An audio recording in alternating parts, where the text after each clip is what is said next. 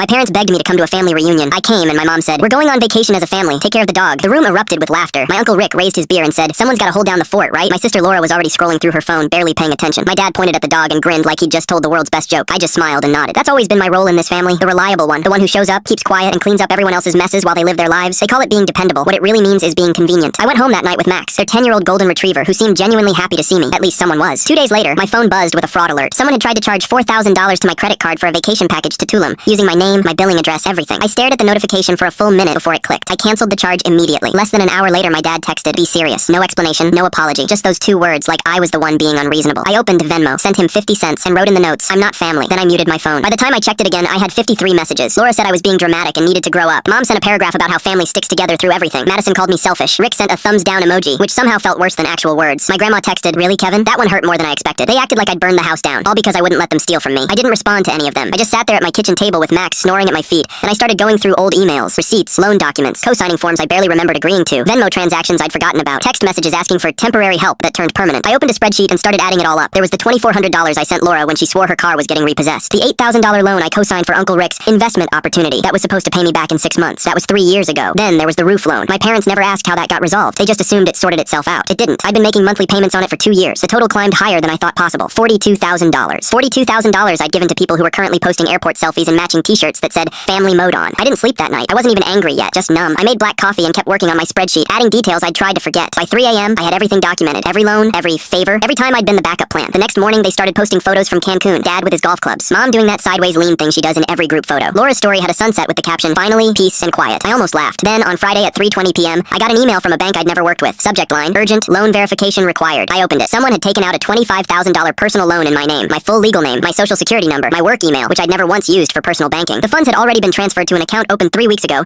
at the same bank branch my dad uses. My hands went cold. I called the fraud department, spoke to a guy named Derek who walked me through freezing everything. While he talked, I was already connecting the dots. Someone who knew all my information, someone with access, someone who thought I'd never notice or never fight back. I texted my dad, "You took out a loan in my name." No response. I watched the typing bubble appear and disappear. 6 hours of silence. Then, at 9:47 p.m., a text finally came through. "We'll talk when I get back. Don't overreact. Don't overreact." Like I was the problem. Like I was being unreasonable for noticing my own identity being stolen. That's when something shifted. I wasn't sad anymore. I wasn't confused. I was just done. I filed an official fraud report with the police. I booked a consultation with a lawyer who specialized in family fraud cases. Someone a coworker recommended who'd seen this exact situation before. I didn't tell anyone. I didn't post about it. I just kept going to work, feeding Max, and building my case. They kept posting vacation photos, group shots at the beach, cocktails at sunset. Laura posted a video with the caption, "No drama, just vibes." I saved every single post. By the time they landed back in the States, the bank had frozen the fraudulent account and flagged my father's name in their system. The lawyer's exact words were, "You have an ironclad case. This is textbook identity theft." I didn't warn them. I didn't give them a heads up. I just kept feeding Max and waited, because this time they were going to learn what family actually costs, and I wasn't going to be the one paying for it anymore.